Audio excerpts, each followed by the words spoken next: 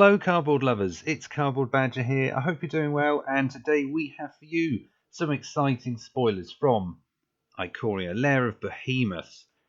It is going to be absolutely fantastic. The keywords, the whole thing is going to be huge. I am very terrified by some of the cards, very excited by some of the cards as well. And like I said, these are not all of them, but a mere snippet. And then tomorrow I will put up a video, fingers crossed, regarding the Planeswalkers that we have now had a chance to see.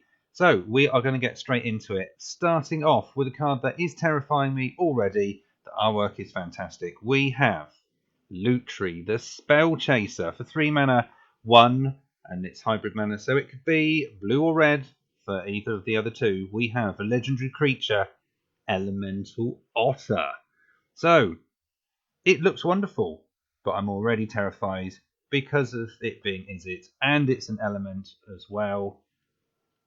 Yeah, it is. It's going to be interesting stuff. It's a 3/2. It has Companion, a key word that we have not seen before. Each non-land card in your starting deck has a different name. So, from what I can gather so far, Companion is almost like a commander. You can have this as your pet, your little sidekick, your companion, as it were, and that will be able to sit on the side of the battlefield. It's not part of your actual deck, so I don't believe the card count will count, but it can just sit there, and you are allowed to have your companion depending on its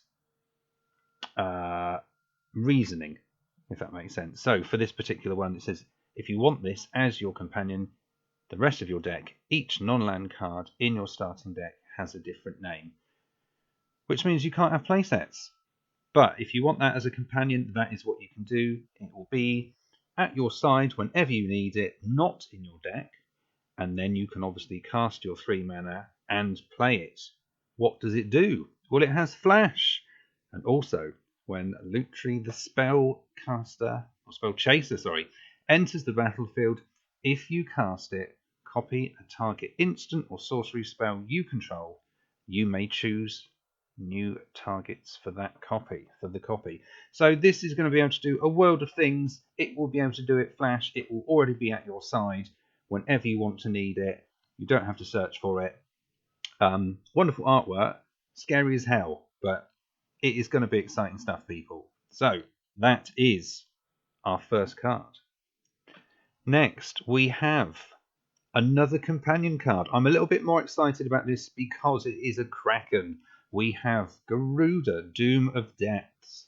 It is a 6 mana, 4 blue or black, and it is a 6/6. Legendary creature, Demon Kraken.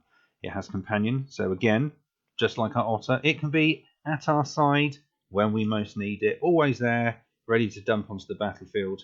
But what do you have to do for this companion? It says your starting deck contains only cards with even converted mana costs. So this is going to not go well in a deck. I would love to put it in, but it is fantastic.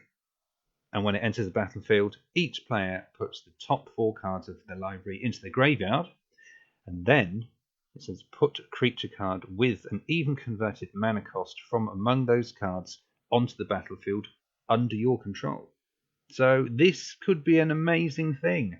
Getting creatures not only from your deck, but from your opponents as well. I suppose you could flicker this as well. And that means you'll be able to do it again and get some more creatures. I like this card, I have to say. Very, very excited to see what on earth we can do with this thing. And also happy because we've got another Kraken. Next, we have a mythic. We have Luminous Broodmoth. For 4 mana, 2 white. We've got an insect. It's a 3/4. It has got flying. It says, whenever a creature you control without flying dies, return it to the battlefield under its owner's control with a flying counter on it. So whatever has died is going to come back with wings. This, I don't even know what to do with this. This is going to be, I think, absolutely fantastic. We've also got it in its other form, Mothra, Supersonic Queen, of course, for our variant version of this card. which I believe will be in the collector's boosters. So you have the same card, but the alternative art, the variant art. So that's very, very exciting as well. So we get a chance to see that too, which is amazing. But yeah, to have things enter the battlefield again once they've died and trigger and have wings as well, I think this card is going to be seriously, seriously good. Very, very excited to see what on earth we can do with this one. Our next card, we have another companion card. We have Karuga, the Macro Sage, for 3 and then 2 hybrid mana, green or blue. We have a legendary creature, a Dinosaur Hippo. It's a 5/4, and like I said, it has companion, which means if you want it to, you can have it sat at your side, a bit like a commander card, and then know it's there to play whenever. But your deck is going to have some form of rules, and the rules for this is your starting deck contains only cards with converted mana cost 3 or greater and land cards. So if you want to play this and not worry about 1 and 2 drops, then you are going to be okay. This could be a fantastic companion. And when this Dinosaur Hippo thing enters the battlefield, draw a card for each other permanent you control with converted mana cost 3 or greater. So if you've got massive creatures and this comes out, you will be able to refill your hand. It could be fantastic. So again, another very, very exciting card with companion also. So the next card that we are going to be looking at is Void Beckoner. For 8 mana, 6 black, we have a Nightmare Horror, an 8/8. It's got Death Touch. It also has Cycling as well. For 2 and a black, you can discard this card and draw a card. And when you cycle Void Beckoner, put a Death Touch counter on a target creature you control. So for 3 mana, if you don't actually need it, you can discard a card that you don't want. You can draw a card, which will hopefully be great for you. And also, you will get the opportunity to put a Death Touch counter onto another creature you control, creating a very, very good blocker indeed. This also is reprinted with the alternative art, the variant art, which I believe is another Godzilla. I think it's the Space Godzilla. Very, very interesting details regarding that card, which was on the Twitch TV /Magic, which was on earlier on today. I definitely suggest skipping through and getting to that section. It's very interesting indeed. The reasons why they are going to be changing the card on that Godzilla one. So that is also very interesting. But yeah, this could be a wonderful card too. It would have been nice if it had flying, I have to say. But on the other hand, we could do that possibly, because there are so many things that we can do in this set. And we also haven't even got to mutate, which is one of the other key words in this set. So yes, Void Beckoner looks quite interesting indeed. We have the Buy Box promo next. We have got Godzilla, King of Monsters, for 5 mana, 3 red and a green. We've got Godzilla, a legendary creature, a dinosaur, 7/3, has trample, and it says lethal damage dealt to creatures you control is determined by their power rather than their toughness. So that's pretty interesting. This is also obviously a variant to another card. I can't even read what it is, but it's like Zethoria or something like that. Please let me know in the comments. Strength Incarnate. So again, this is the alternative variant art, and it's the Buy Box promo, which is pretty exciting. So yeah, happy to see that one. Now our next card, a Lunar Apex of Wishes. There are a few Apex cards. This is one of the 2 that have been spoiled today. I'm guessing we're going to have a complete set of them. This looks pretty interesting. It's also very scary as well, because it is a 5 mana, 2 green, blue, and a red. It is a beast elemental dinosaur. So we've got another elemental. It's a 6/6. It's got flying and it's got trample. And the thing that makes it even more scary is it has mutate, which gets rid of our green mana. So we can go, is it? Which is even more terrifying. This is the first card that I've seen with the mutate ability. And as you can see, it's greyed out. slightly different because the mutate will enable us to overlap and have 2 cards on top of each other. So it says here, if you cast this for its mutate cost, put it over or under a target non-human creature you own.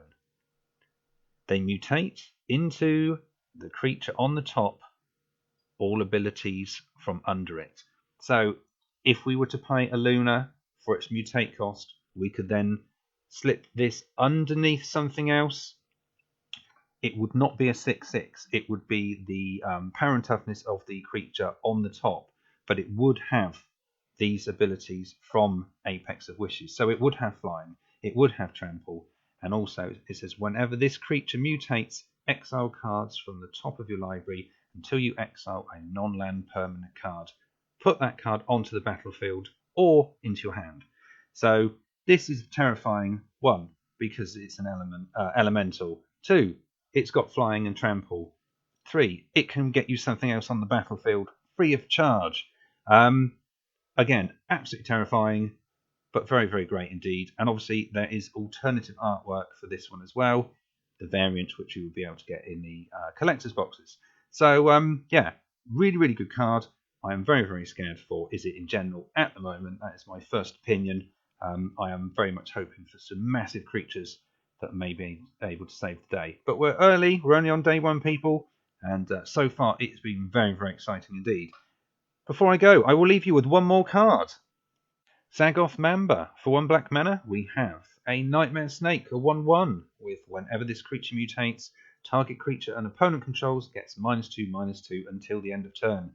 So we can mutate, pop our mutation underneath this snake, hopefully kill off a smaller creature our opponent's got, then have the mutated snake be able to have extra abilities, do something fantastic.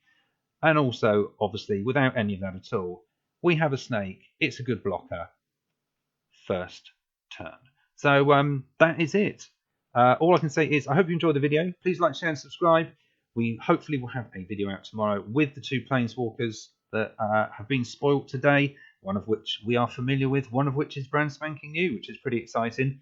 So I would love to talk about that. And obviously, if there are any cards in this video that you are seeing that you are amazingly happy about, or ones that you're absolutely terrified, like I am personally with that otter, please let us know in the comments below. I'd love to hear your thoughts about what you think about this set so far, about the mechanics and everything. And other than that, I'd just like to say thank you for watching, and we will see you again soon here on Cardboard Badger.